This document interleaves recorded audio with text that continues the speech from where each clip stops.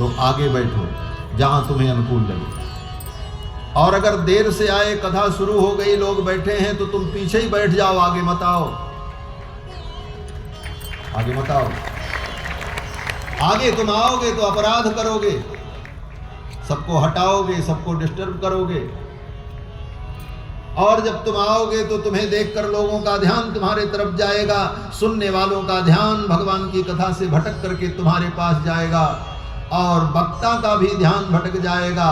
इन दोनों के ध्यान को भटकाने का पाप तुमको लग जाएगा, पुण्य तो होगा ही नहीं। इसलिए कथा में अगर देर से आए तो पीछे जहां जगह मिले वहीं बैठ जाए। दूसरी बात, कथा में आओ तो बहुत अच्छा आसन हमको मिले, ये कल्पना करके मत आओ, कहीं भी जगह मिल जाए बैठ जाओ। बढ़िया गद्दी मिलेगी, आगे वाली गैलरी में हमको बैठने को मिलेगा, सोफे पर हमको बैठाया जाएगा, ये सब कल्पनाएं छोड़ करके आओ, जहां जगह मिले बैठ जाओ। और बैठते समय भी इतना ध्यान रखो, इतनी शांति से बैठो कि जिसके बगल बैठो उसको भी पता न चले कि कौन मेरे बगल बैठ गया। राम जी कैसे बैठे? सचापि राम परिषद गत सनैहि, सनैहि, इतने धीरे से राम जी बैठे जाकर के कि जिसके बगल बैठे उसको भी पता नहीं चले। और आप कथा में आओ और जिसके बगल में बैठो, तुम इधर खसको, तुम इधर हटो, तुम उधर हटो, और चार आदमी लेकर के आए और सबको इधर उधर करके तब बैठे, बोले तुमने मारा, गुड़ गोबर कर दिया, मारा, कथा बिगाड़ दी। ऐसे व्यक्ति को कथा में आना ही नहीं चाहिए। क्यों? बोले अपने तो समय से आया नहीं, जो समय से बैठ करके बेचारे कथा सुन रहे उनको भी विचलित किया। तो ये सब दोष है। कथा में तो कोई पहचान न पावे तुमको, अपनी पहचान तक छिपा लेनी चाहिए। अगर अपनी पहचान लेकर, अपनी पद प्रतिष्ठा को लेकर के आए तो कथा में फिर कथा का आनंद नहीं। कथा में तो अपनी उपाधि, आधि, व्याधि सब छोड़ दो। सुखदेव जी ने तो अपनी समाधि भी छोड़ दी थी इस कथा के लिए।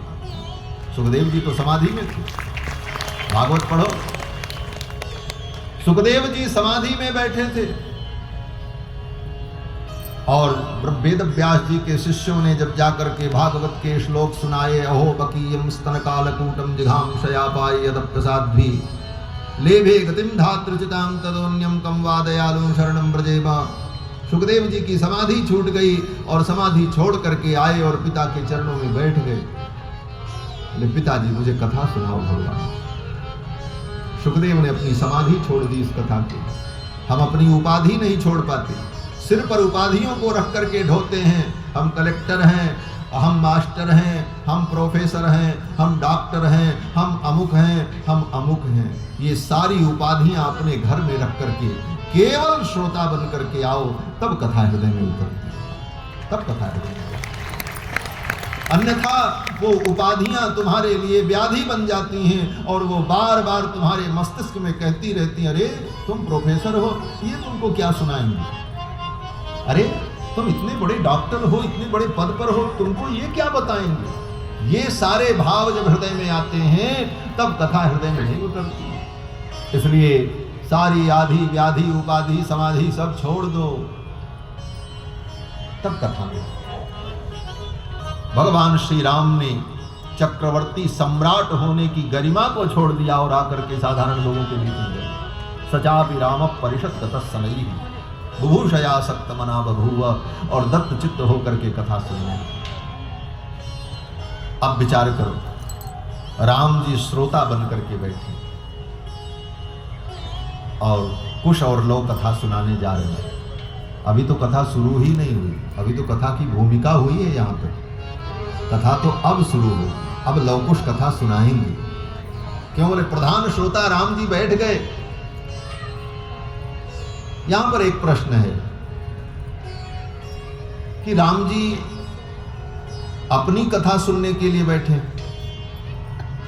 अपनी कथा तो सुनना श्रेष्ठ नहीं माना जाता। जहां पर नायक और नायिका के लक्षण का वर्णन है साहित्य के ग्रंथों में, 10 रूपक इत्यादि ग्रंथों में नायक कितने प्रकार के होते हैं, नायिका कितनी प्रकार की होती हैं, नाट्य शास्त्र में, काव्य शास्त्र में, तो नायिका के भी अनेक भेद हैं। स्वकीया, परकीया, प्रौढ़ा, प्रगल्भा इत्यादि नायिका के भेद होते हैं। नायक का भेद होता है धीरोदात्त नायक, उद्धत नायक, ललित नायक, धीर ललित नायक, ये सब नायक के भेद हैं साहित्य में। सर्वोत्तम नायक जो होता है वो धीरोदात्त नायक होता है, धीरोदात्त। और राम जी धीरोदात्त नायक हैं।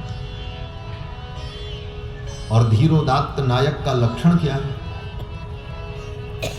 तो 10 रूपककार कहते हैं धीरोदात्त नायक का लक्षण है जो अपनी प्रशंसा न सुनता हो। धीरोदात्त अविकथन, जो अविकथन हो उसको धीरोदात्त कहते हैं।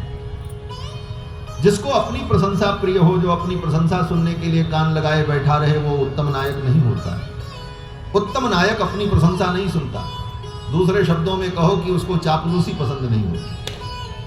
और जिसको चापलूसी पसंद है उसकी प्रशंसा गाओ तो बड़ा खुश रहे, हाँ हाँ सब लोग हमारी प्रशंसा कर रहे, वो उत्तम पुरुष नहीं माना जाता। भगवान श्री राम तो मर्यादा पुरुषोत्तम है। वो अपनी प्रशंसा सुने, बोले सुन तो रहे हैं, ये कथा तो नहीं की, और वो स्वयं सुनने बैठे हैं। तो वाल्मीकि जी ने इस प्रश्न का समाधान किया। महर्षि वाल्मीकि ने कहा ये रामायण राम जी की कथा नहीं है। क्या बोल रहे हो महाराज, ये वाल्मीकि रामायण राम जी की कथा नहीं है। वाल्मीकि जी कहते नहीं है। बोले तब ये किसकी कथा है?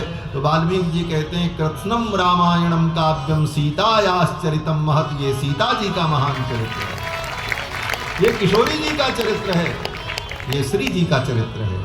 और श्री जी के चरित्र को भगवान सुनते हैं। ये अरे गहरे नत्थु खैरे लोग कहते हैं कि भगवान राम ने सीता जी के साथ अन्याय किया, सीता जी का त्याग कर दिया। ऐसी परिस्थिति में सीता के साथ राम जी ने जो व्यवहार किया ये नहीं करना चाहिए था। सीता जी के प्रति राम जी का कितना प्रेम है आप इसी से अनुभव कर सकते हो कि सीता जी के चरित्र को बैठ करके राम जी स्वयं सुनते हैं। इस चरित्र को राम जी श्रवण करते हैं श्रद्धा भाव से। ये भाव है राम जी का सीता जी के प्रति। राम और सीता का परस्पर प्रेम क्या है इसका निर्धारण तुम्हारे जैसे लोग नहीं करते। लोग कहते हैं राम जी ने अन्याय कर डाला सीता जी के साथ। सीता जी ने तो कभी नहीं कहा कि राम जी ने मेरे साथ अन्याय किया, तो तुमको कहने का क्या अधिकार है? सीता जी ने कहीं कहा हो कि राम जी ने मेरे साथ अन्याय किया, मेरा त्याग कर दिया या मेरी अग्नि परीक्षा ली? सीता जी ने तो कभी नहीं कहा, क्योंकि सीता जी जानती हैं रघुनंदन के हृदय में जानकी के प्रति कितना प्रेम है, अगाध प्रेम, वो तो जानकी जी जानती। और दुनिया के लोग, बोले दुनिया के लोग तो केवल उनको तो कोई बात मिल जाए, हाँ राम जी ने ऐसा कर दिया, राम जी को ऐसा नहीं करना चाहिए। राम जी को क्या करना चाहिए था ये तुमसे पूछने की आवश्यकता नहीं है। राम जी सर्वज्ञ हैं, सर्वसमर्थ हैं, उनको क्या करना चाहिए वो जानते हैं। तुम उनको बताओगे? तुम्हारी ये छोटी सी बुद्धि, जिस बुद्धि की एक छोटी सी सीमा है, उस अपनी बुद्धि से तुम राम के चरित्र को तौलने चले हो। राम को क्या करना चाहिए, राम जी को क्या नहीं करना चाहिए, राम ने क्या उचित किया क्या अनुचित किया, इसका निर्णय तुम कर पाओगे? तुम्हारी ये बुद्धि कर पाएगी? जिनके विषय में वेद ने कहा यस्तु बुद्धेः परंगतः, जो बुद्धि से भी परे है, यतो वाचो निवर्तन्ते अप्राप्य मनसा सह, जो वाणी और मन से भी परे है, उसके विषय में निर्णय तुम्हारी ये बुद्धि करेगी। साबुनदानी से भी छोटी तुम्हारी ये बुद्धिदानी, फिर भी साबुनदानी तो इतनी बड़ी होती है जिसमें साबुन रखा जाता है। तो तुम्हारी इतनी छोटी बुद्धि, उस बुद्धि से तुम उस परमात्मा के विषय में निर्णय करो। यहां तो तर्क समाप्त हो जाए, वहां पर परमात्मा तत्व का अनुभव होता है। इसीलिए वेद व्यास जी ने कहा तर्का प्रतिष्ठाना, तर्क की अप्रतिष्ठा, तर्क की कोई प्रतिष्ठा नहीं। तर्क से कभी जाना भी नहीं जा सकता। तो भगवान श्री राम इस कथा को श्रवण करते हैं, क्योंकि ये श्री जी का चरित्र है, किशोरी जी का चरित्र है। और राम जी जब बैठे सुनने के लिए तो कुश लव वर्णन कर रहे हैं। सबसे पहले कुश और लव ने अयोध्यापुरी का